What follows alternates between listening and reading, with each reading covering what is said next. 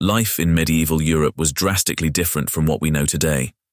The majority of people lived in rural areas, working as farmers, craftsmen, or laborers. They lacked the modern conveniences we take for granted, such as running water and proper sanitation. In this context, having access to safe drinking options was critical. Water sources, such as rivers and wells, were sometimes contaminated with bacteria, making them unsafe to drink. As a result, people turned to alternatives that were less likely to cause illness. Alcoholic beverages, like ale and beer, became staples because the fermentation process killed harmful bacteria, making these drinks safer than untreated water. Even children drank low-alcohol ale, as it was a safer option. The importance of safe beverages was so significant that brewing became a common household activity, especially among women, known as alewives. In urban areas, the situation was similar, with public water sources being prone to contamination. Thus, ensuring a reliable supply of safe beverages was essential. Ale and beer were the most prevalent beverages, consumed daily by people of all social classes. These drinks were made by fermenting barley and other grains, which were plentiful. The brewing process involved malting the grains, mashing them with hot water to extract sugars, boiling the mixture, and then fermenting it with yeast. Brewing was primarily a domestic activity. They sold surplus ale to neighbors and travelers, making brewing an important economic activity. Sometimes turning into alehouses, where people gathered to drink ale and socialize, becoming significant community hubs. These establishments were predecessors to modern pubs and were crucial for local social life, serving as venues for news, gossip, and communal bonding. These beverages provided additional calories and essential nutrients. In times of poor harvests, ale was a crucial dietary supplement. Brewing also had a spiritual dimension, with monasteries and religious institutions being major producers of ale and beer.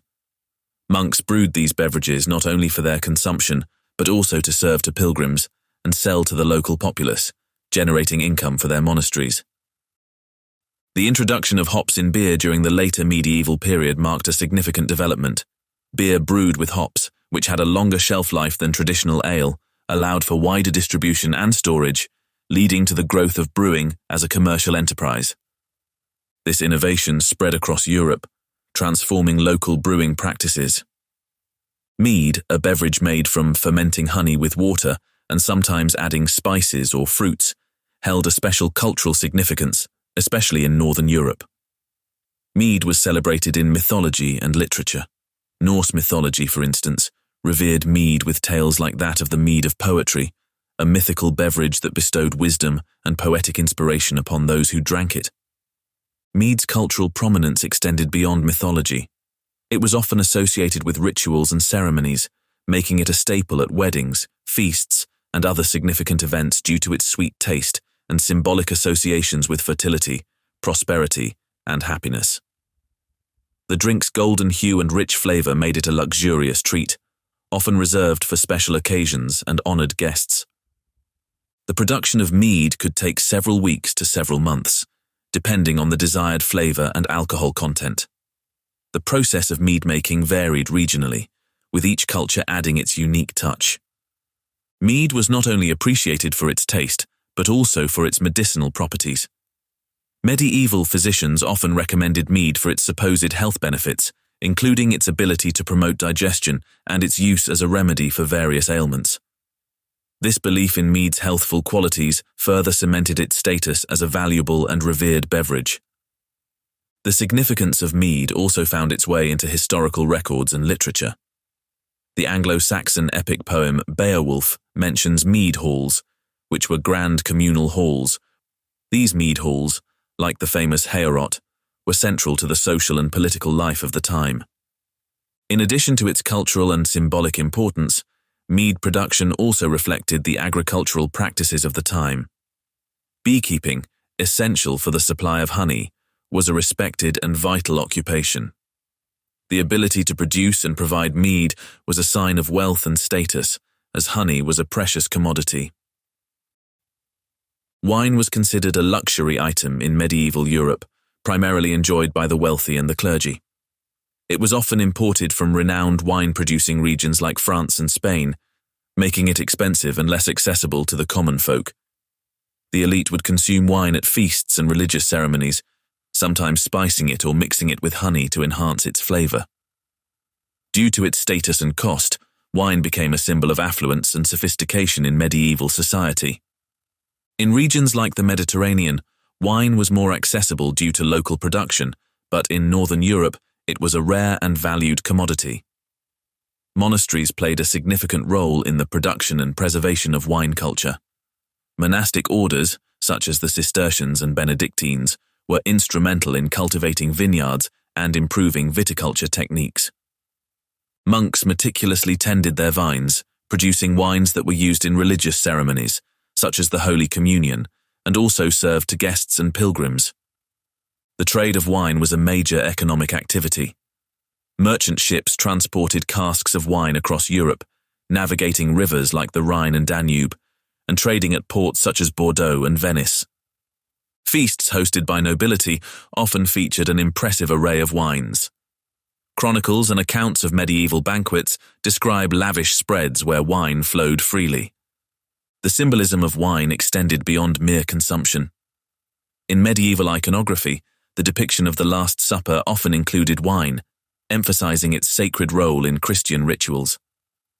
Wine also played a role in medical practices of the time. Medieval physicians, following the teachings of ancient Greek and Roman scholars like Galen and Hippocrates, often prescribed wine as a remedy for various ailments. It was believed to have warming properties and was used to treat conditions such as digestive disorders and melancholy. Herbal wines, infused with medicinal herbs, were common in apothecaries' prescriptions. Overall, wine in medieval Europe was an integral part of religious, social, and economic life. Its luxurious nature made it a powerful symbol of wealth and refinement, and its production and trade were pivotal to the cultural and agricultural development of the time. Taverns were common and served as vital hubs of social life in medieval Europe, providing a place for people to gather, exchange news, conduct business, and enjoy entertainment. Taverns offered a welcoming environment where travelers could find respite and locals could connect with their neighbors. In towns and villages, tavern keepers were frequently influential figures, known for their connections and knowledge of local affairs. Taverns were also essential for local economies, as they provided jobs and stimulated trade. Brewers, coopers, and farmers all benefited from the steady demand for ale and food, making taverns economic as well as social centers. They could be found along busy trade routes, near city gates, and at crossroads, catering to the needs of travelers and merchants. Inns and taverns were often combined, providing both lodging and refreshment. In larger cities, taverns became focal points for various guilds and professional associations, serving as meeting places where craftsmen and merchants discussed business and negotiated deals. Alcohol played a significant role in social gatherings, religious ceremonies, and special occasions. Festivals, weddings, and religious feasts often featured abundant supplies of ale, beer, mead, and wine. These events were opportunities for communities to come together, celebrate, and enjoy the fruits of their labor. The communal nature of these gatherings fostered a sense of unity and belonging. Alcohol was also used in various rituals, both religious and secular, symbolizing prosperity, fertility, and divine blessing. Alcohol was often considered a beneficial and even medicinal substance. Physicians and scholars of the time believed that alcohol, particularly wine and certain distilled spirits, had various health benefits. These beliefs were based on the idea that alcohol could balance bodily humors and treat a variety of ailments, from digestive issues to infections, and improve overall health. In the 14th century, alchemist John of Rupescissa lauded aqua vitae, considering ethanol to be an indestructible and a life-giving fifth essence or quintessence. To ensure the quality and availability of alcoholic beverages, authorities implemented various regulations. In England, the quality and price of ale were regulated by laws like the assize of bread and ale, seeking to control the cost of a gallon of ale, resulting in the imposition of fees, fines, and penalties. Violations of the assize could result in fines, public humiliation, or even more severe penalties. Local authorities appointed ale tasters, also known as ale conners, to enforce these regulations. These officials had the authority to visit taverns, alehouses, and breweries to sample and test the ale being sold. They checked for proper strength, purity, and adherence to the set prices. Regulations were not limited to ale. Wine also came under scrutiny. The medieval wine trade was extensive. To manage this trade, authorities implemented laws to regulate wine quality and pricing. Monasteries, significant producers of ale and wine, were also subject to regulations, although they often enjoyed exemptions and privileges due to their religious status. The enforcement of these regulations varied by region and over time. While some areas maintained strict oversight, others were more lax, leading to periodic reforms and adjustments.